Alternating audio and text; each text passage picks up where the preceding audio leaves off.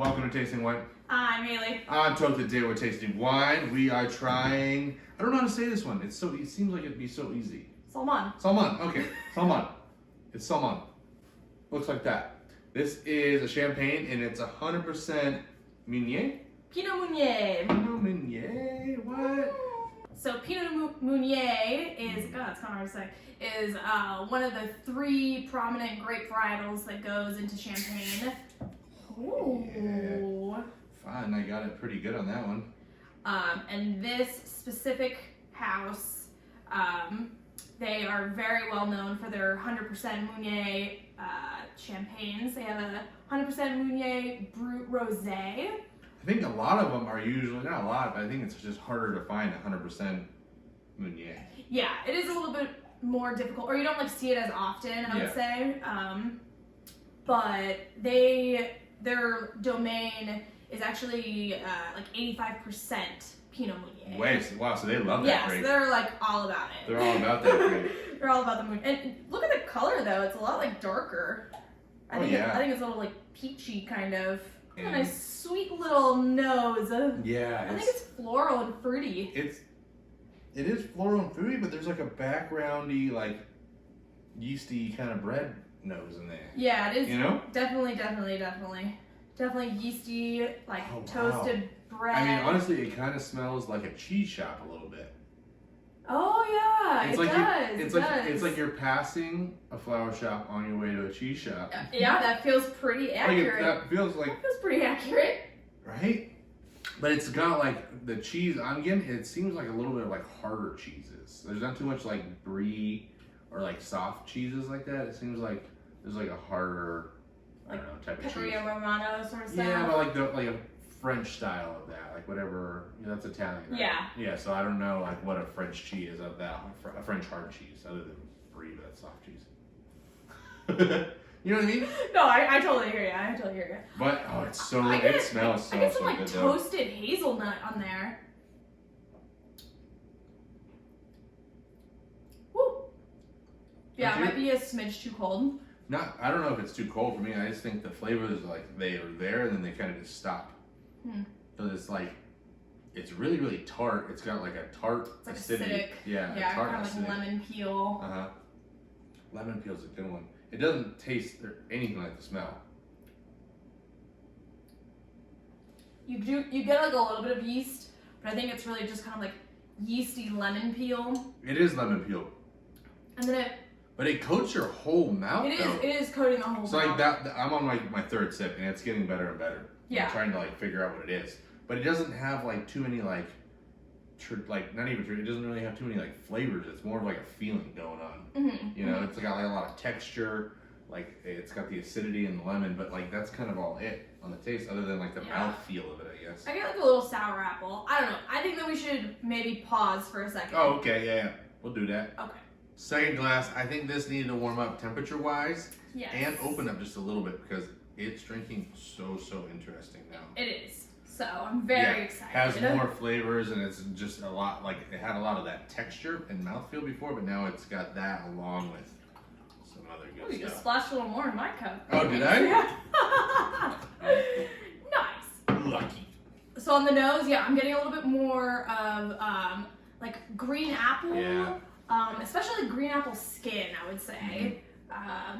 Definitely a little bit more fruity and floral. Yeah, the nose is just beautiful. It's so nice. Yeah, really elegant. Holy cow. It's so good because it does have this creaminess, but it's not like a brie creaminess. It's more of a cheese, a honey cheese or something like that. I mean, goat cheese. Like a honey goat? A honey goat. No, it's not a honey goat, but it's more of I said on the nose it was a harder cheese. Yeah.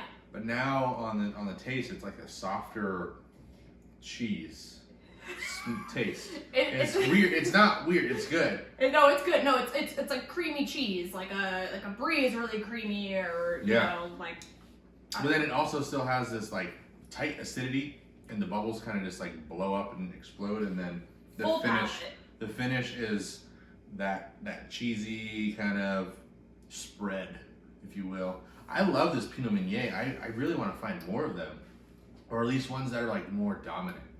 Yeah, for me, this is like pretty much everything that you said, except when you first take the sip, I think it has more like fruit and acid.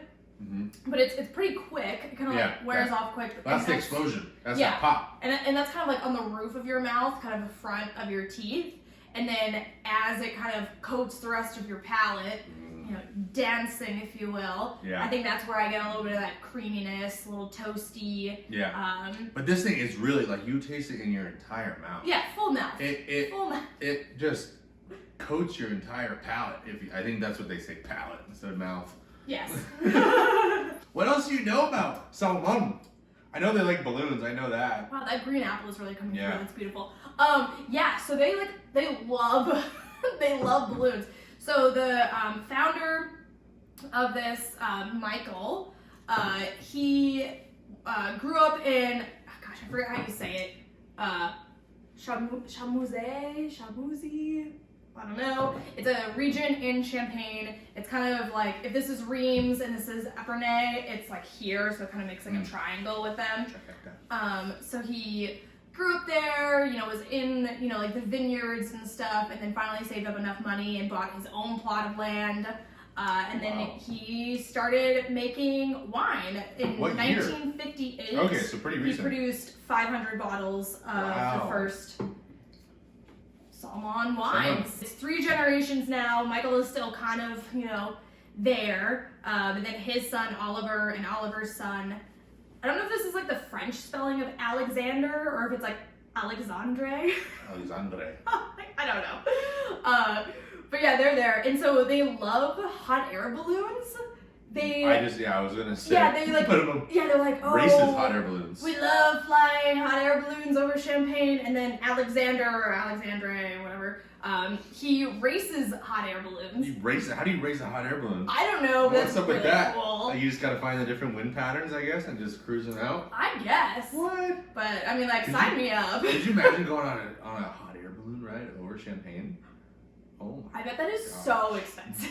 Drinking champagne, flying over Champagne. That would be the dream, though. Yeah, heck yeah. That would be the dream. And that's like a morning trip. Like, oh, we're going to do that in the morning. And then you still got the entire day. So you know it's just going to be one of the greatest days ever. Oh, for sure. One of the greatest days ever. But thank you for joining here on Tasted in Wine. Have you ever had Salmon Champagne? I think it's amazing. We think it's amazing. We want to have some more. But if you ever had it, let us know. Make sure you get out there and taste some wine. Let us know what you're trying. If you got any recommendations on what we should try next, let us know.